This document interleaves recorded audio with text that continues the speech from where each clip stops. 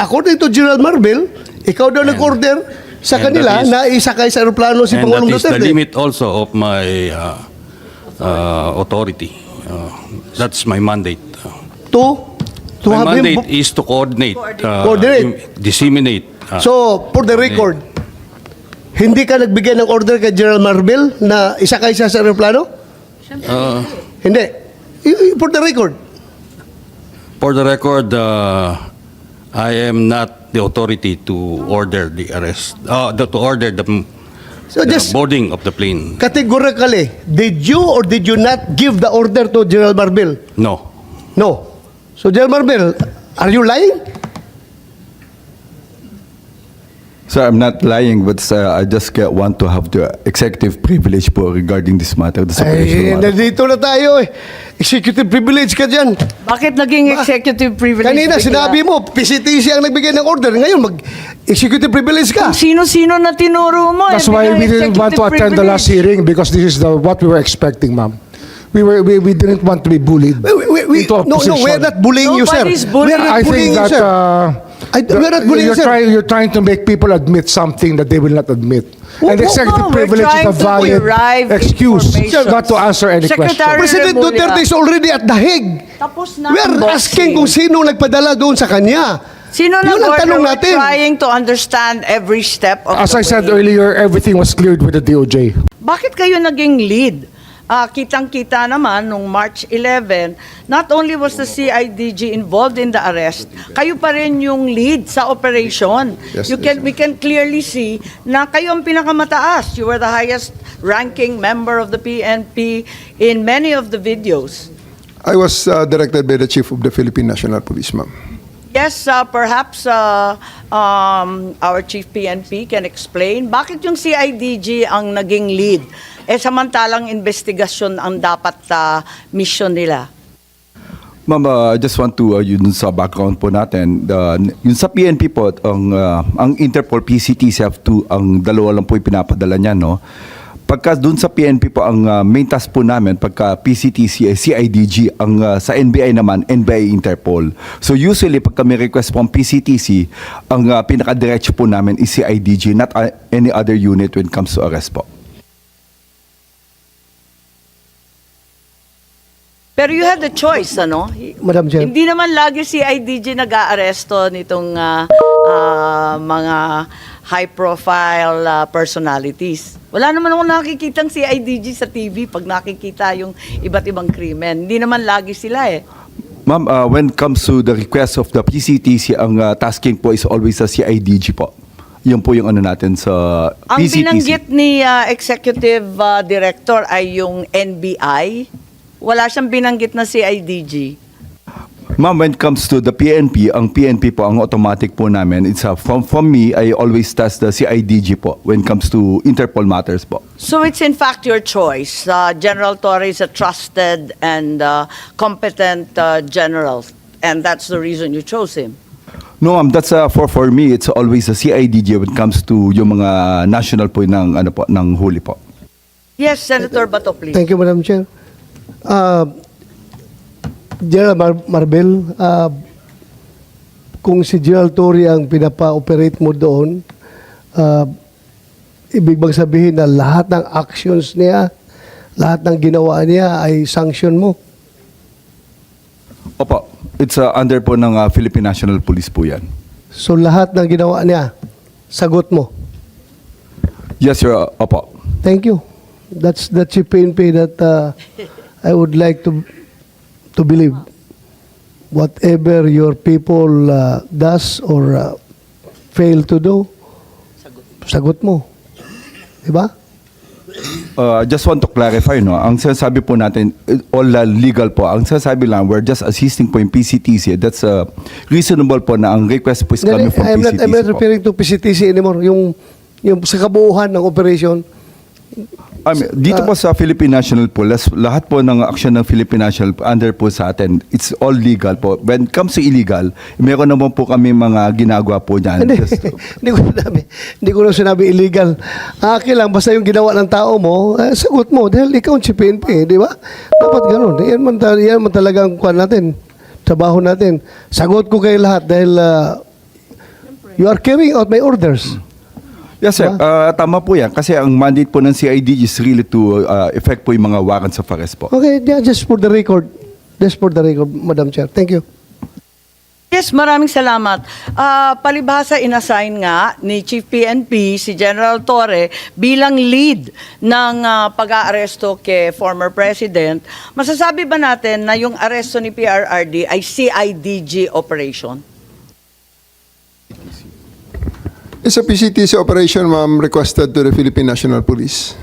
Pero kayo ang lead. So ikaw ang masasabi natin. Kitang-kita naman doon sa video, kayo nagmamando, sangkatutak yung pulis, pero kayo yung pinakamatasang rango. Pagkatapos, talagang CIDG operation ng labas. Tama ba yun? Sa level, ma'am, ng implementation ng orders, pagbigay ng mission, that is led by me, supported by the other units of the Philippine National Police, as directed by the Chief of the Philippine National Police. That's ma'am. right, but I did not see any other higher-ranking generals than you. You were the only one there. You were clearly the one leading the pack and determining what would happen next. Baka hindi lang siguro, ma'am, na nakikita ang ibang high-ranking officers doon sapagkat nakamix ang Sinabi mo nga, kanilang- Nick, na you said that, well, sir, ako ang pinakamataas dito. Yes, sir. I'm two-star, di ba? Yes, sir. Oh, so you stick to that. Pero meron, sir, mga matataas na official Oh, doon, pero sir. ikaw, At sinabi together mo with lahat. me, sir,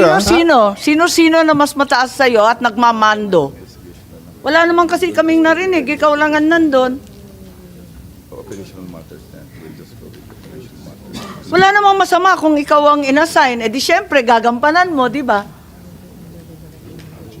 We are under the direction of the Chief PNP. He was there personally. Ang pag-implement lang, sir, ng actual arrest ay ang aking ginawa, and I operated under that direction to ensure the proper service of the warrant, the observation of the law, protection of the arrested person, and ensuring his safe delivery Okay lang. sa kung saan man siya pinapadala sa akin. So, ma'am. simple lang. Was it a CIDG operation? Yes or no lang po? Para No, maliwanag ma'am. agad That's a PNP operation. CIDG bahagi naman ng PNP, pero sa dinami-dami ng division, sa dinami-dami ng pangkat sa PNP, CIDG ang pinili ng Chief PNP na maglulunsad nito. Tama po ba? That is an operation, composite operation. That is an operation headed by a composite team of the PNP, led by the director of the CIDG, ma'am. So, who gave the orders to The chief. have President Duterte transported to The Hague? Sino nagbigay sa'yo ng order? Sir, my order is to serve, the order that I received from the Chief of the Philippine National Police is to serve the warrant and ensure his delivery to the 250th Wing, to the team that will deliver him to The Hague. On the nuances of the higher authorities, I may not be privy to that information. Okay, hanggang doon lang sa 250. Sino nagpadala sa kanya sa aeroplano? Nagpasakay sa aeroplano?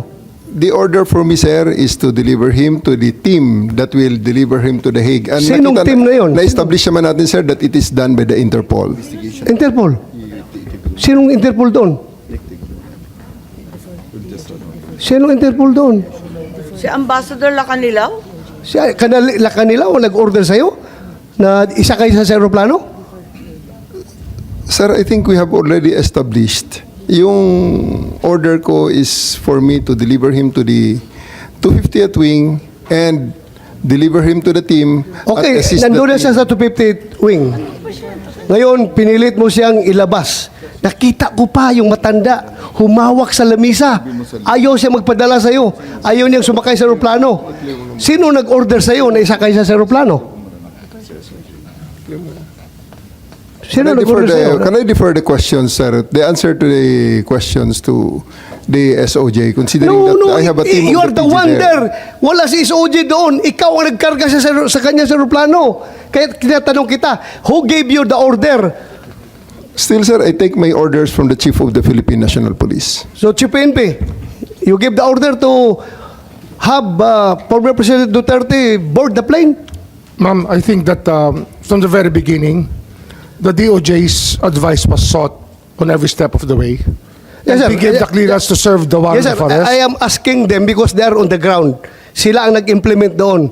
Kaya, Chief PNP, you give the order to the CIDG? The order of to the CID is really to assist the PCTC when it comes to arrest po. So, sino nagbigay ng order kay General Torre na ipasakay sa aeroplano? It's always the guidance that ang ano po namin is really to assist ang PCTC po. Kaya nga, PCTC. PCTC Were you the kayo? one who ordered the boarding of President Duterte sa aeroplano? Yes, General Alcantara, please. Mr. Senator, Madam Chair, I've said from time to time that my mandate is to coordinate our law enforcement agencies to comply with the requirement of the Interpol. Correct. And I believe you, sir. Coordination ka lang. Yes. Coordination ka lang. Pero sinabi ni General Marvel that na is ikaw daw nag-order sa That kanya. is the limit of my power. Yeah. That's But according to General Marvel, ikaw daw nag-order sa and kanila that is- na isakay sa aeroplano si and that Pangulong is the Duterte. limit also of my authority. That's my mandate. To My have him. mandate is to coordinate, Coordinate. disseminate. So, for the record, hindi ka nagbigay ng order kay General Marvel na isakay siya sa aeroplano? Hindi. For the record. For the record, I am not the authority to order the arrest, to order the So just boarding of the plane. categorically, did you or did you not give the order to General Marvel? No. No. So, General Marvel, are you lying? So I'm not lying, but I just want to have the executive privilege po regarding this matter, this Ay, operational matter. nandito na tayo eh. Executive privilege ka dyan. Bakit naging executive privilege? Kanina bigla? sinabi mo, PCTC ang nagbigay ng order. Ngayon, mag-executive privilege ka. Sino-sino na tinuro mo? That's eh, why bigla we didn't want to executive attend the last privilege. hearing because this is what we were expecting, ma'am. We didn't want to be bullied into a No, position. we're not bullying you, sir. Nobody's bullying. We're not I bullying think you, that sir. We're not bullying you, sir. you're trying to make people admit something that they will not admit. And No, executive we're privilege is trying a to valid derive excuse information. not to answer any Secretary question. President Remulla. Duterte is already at The Hague. Tapos na We're ang boxing. asking kung sino nagpadala doon sa kanya. Sino Yun ang nag-order? tanong We're natin. trying to understand every step of As the I said way. earlier, everything was cleared with the DOJ. We are not bullying you, sir. Ha? We want the truth. That's why if we So, sir- try to make a person admit something that should not be admitted, it means that there is something more to it, which is the clearance given by the DOJ was probably the most important part of it, to serve the warrant of arrest and to surrender the person under the law. I'm sorry, Secretary Remulla. I recall that General Torre, nagbigay siya ng interview na sinabi niya, bigyan lang ako ng eroplano. Ako nang bahala dyan. Tama po ba? Yung nabasa ko, na sinabi niyo, ako nang bahala, basta bigyan ako ng eroplano. Nabasa po namin sa media, fake news po ba yun o hindi? Kasi kailangan niyo po talaga siyang ilipad sa dahil. General Torre. Please panoorin ninyo, nandyan, arrest him, bring him to the Hague, yun lang. Pakita lang. So paano po General ibinabasa Torre. inyo ni PNP Chief Marbil na how did he say that to you? Na no matter what, we need to fly the former president to the Hague and we need to implement the ICC arrest warrant? Arrest him and bring him to the Hague. Yun lang. Simple as that. Arrest him and bring him to the Hague. Sagot ko lang, sir, bigyan mo ko aeroplano. O di ayos. And then the rest, you planned everything. Matagal na yun eh. Ang plano na yan, matagal na yan. Hindi yan spur of the moment eh. Matagal na yan. And nagkataon lang na talagang yun, the opportunity arose. So Secretary Remulla, nagpa-interview na si General Torre. We're not bullying him. He voluntarily gave this interview. And like many of our countrymen, napanood namin. Sinabi niya na siya talaga. Paano ba yun? Sino nag-utos sa kanya? Ano nga yan, ma'am? Sabi ko nga, clear namin lahat yan. Kasi they were asking me the Sino po legalities. ninyo Even if I was clear? abroad, my advice was being sought. And I gave them the advice.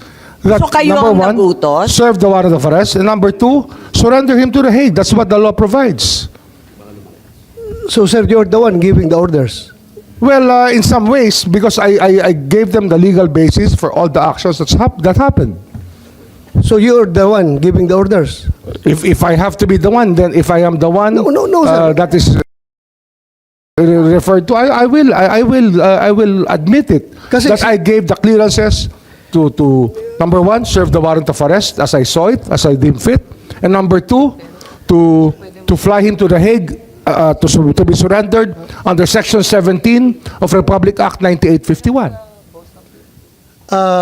Iba And kasi- then that is, I caused this through my brother, Yes, who sir. is the Secretary of the Interior and Local Government. Sir, giving orders is different from giving clearance. Klaruhin natin ito.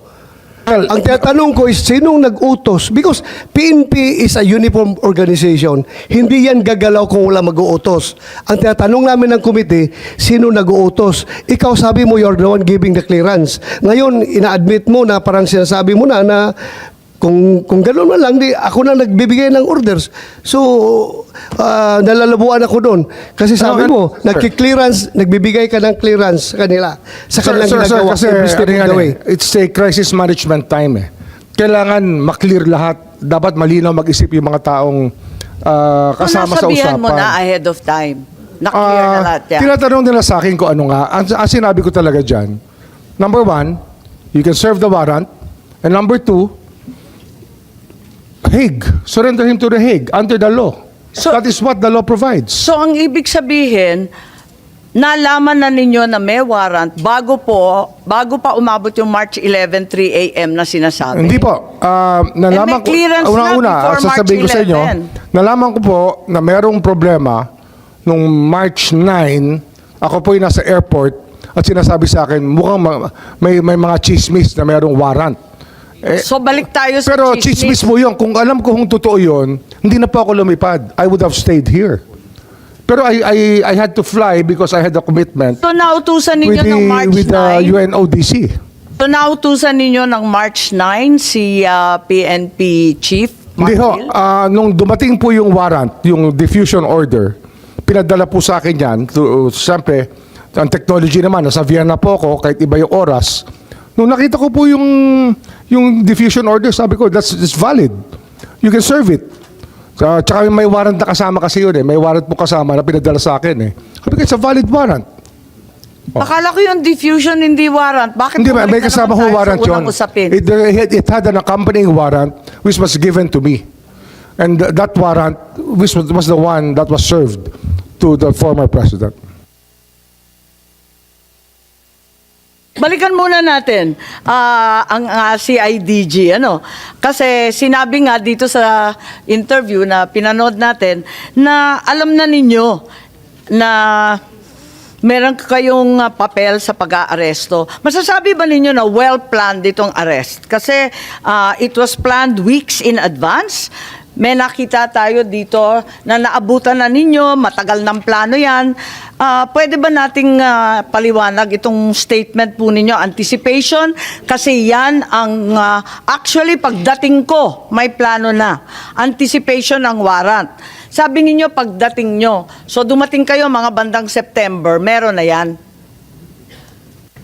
Ma'am, maraming salamat talaga sa tanong na yan. For me to clarify that statement na natitwist na sa social media.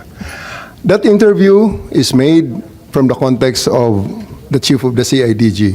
Isang part lamang ng PNP, maliit lang akong parte ng PNP, na may sariling mandato. Kaya tumatakbo sa akin, ma'am, yung crisis, palaging tumatakbo dyan, bilang operations officer, bilang commander, yung 4 P's of contingency planning.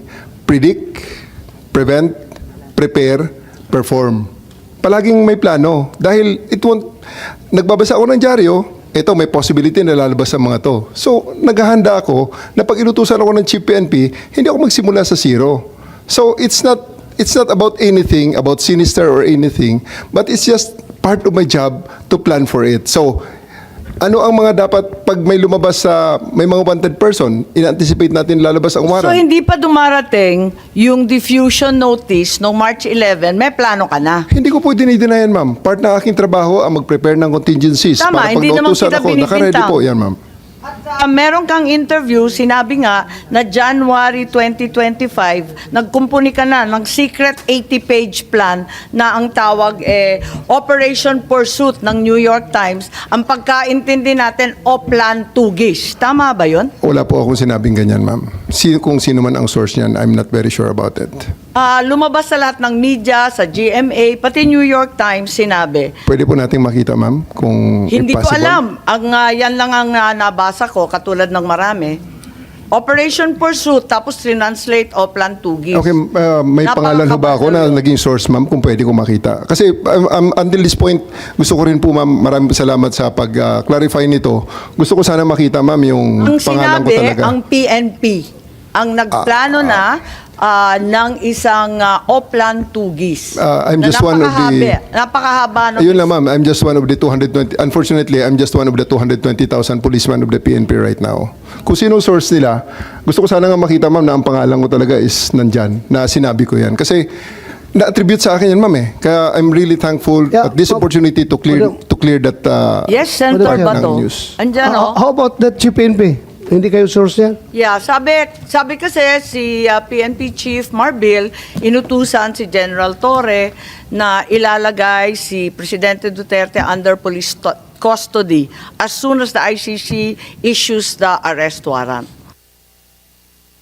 Wala po kaming ganyan at hindi ko po nakita yung Oplan Tugis na sinasabi nyo ngayon. So, ibig sabihin yung New York Times, lahat ng local media, sinungaling. Okay lang. I mean, sabihin lang natin alin yung totoo, alin hindi, para maliwanagan kami. Madam Chair, mas naniniwala ako sa kanila pag sinabi nila yan kaysa dyan sa mga lumalabas na balita. Kapag sinabi nila na hindi silang source, naniniwala ako. Okay, paniwalaan natin. Tama naman, dapat paniwalaan ng kapulisan. Meron ba kayong memorandum, document, outline tungkol dito sa aresto ng March 10 or March 11? Bago pa dumating yung warrant, meron na ba kayong plano? Kasi sabi nga ninyo, General Torre, lagi kayong naghahanda for any eventuality. Crisis management nga naman.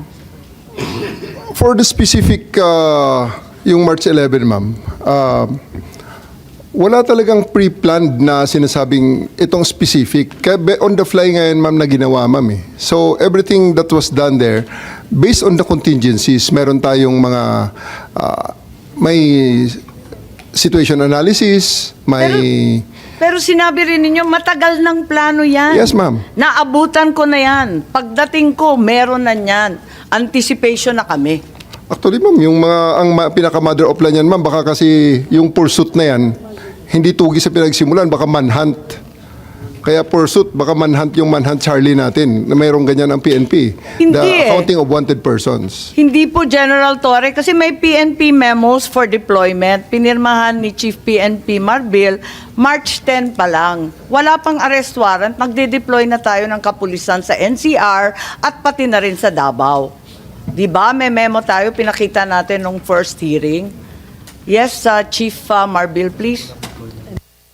Ma'am, that's a regular deployment po yung pinapadala po natin. Yun po yung ano natin. Bakit kayo nagde-deploy? Wala pang warrant?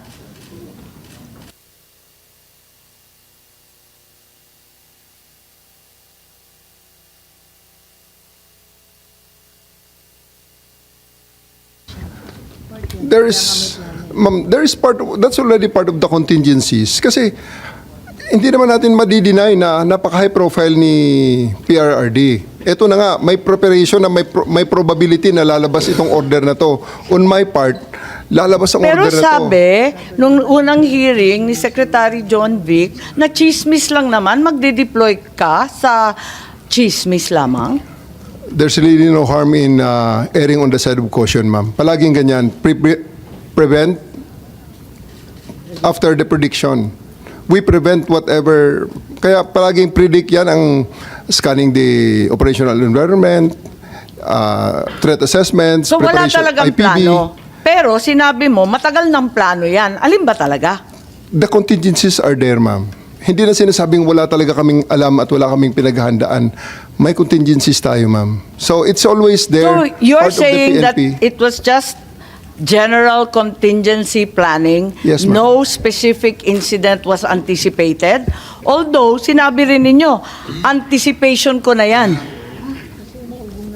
Pagdating nung Anticipation ng warrant ng ICC. That's very specific po. Ma'am. Hindi siya generic contingency planning.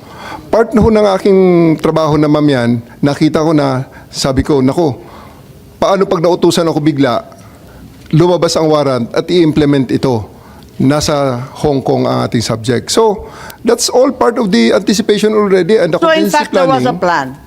Ma'am? So in fact, there was a plan. There was a- Kasi nag-anticipate na kayo na Ina-adjust na magkakaroon lang- ng warrant. Ina-adjust natin ang contingencies, ma'am. Ina-adjust ko ang contingencies so that pagdating ng specific na order Kayo sa lang ang akin, nagplano mag-isa sa buong PNP. I'm the head of the CIDG, ma'am. I have, Pero kayo lang ang nagplano I have ng 2,000 operation. people. I have 2,000 people under me. Sir. I understand, General, and we respect the CIDG for its outstanding track record. Kaya lang, tinatanong ko lang, kasi sinabi ninyo na iba-ibang grupo ang nagkumpune ng task force o kung ano man ang tawag doon, na iba-ibang bahagi ng PNP, hindi lang naman CIDG, kasi ayaw ninyong tawagin na CIDG operation. Sino-sino pa ang kasama sa planning dito sa anticipation ng ICC warrant? Thank you very much for the praises to the CIDG, ma'am, first and foremost. Ako rin, ma'am, ang naglabas ng mga request na ito po ang mga components na kailangan, ang mga makakailangan ko at Sino-sino ma-engage po? just in case na ito ay it will come down. So if you have seen, meron doon mga Special Action Force, kasi nga, ni-request ko ang mga yon. I requested them through the Chief PNP. Sir, I need the Special Action Force. I also need the NCRPO to stand by on alert na ang kanilang mga civil disturbance management ay mag-ready rin just in case na magkaroon ng mga rally, magkaroon ng mga mass movements, ready rin kami So kahit papano, hindi totoo na walang plano kasi may anticipation ka na eh. Ah, At saka definitely, ma'am. nananawagan ka na sa Definitely. iba't ibang tropa. Definitely, we are denying that plan from the context of being sinister and really plotting against the former president. It's not like that. We are just making sure that the PNP will be up to its mandate of protecting the peace and order and the well-being of the citizens, even though this an event as controversial as this goes down. So Chief Marbil, tama ba inauthorize ninyo na tawagan yung iba't ibang pangkat ng PNP si General Torre? Siya nang namahala ng lahat. Ma'am, ako po ang in charge po ng Philippine National Police. I just ordered General Torre to prepare. Yun po yung contingency natin. Kasi we heard from the news coming from the former president that there will be an ICC. That's Pero coming- iba-iba na yung mga grupo na tinatawagan niya, hindi na si IGG lang. That's ma'am, dun sa atin sa ano natin, meron po yung power ng CIDG that's really to help from other units po. Okay naman po sa Philippine National Police po yan.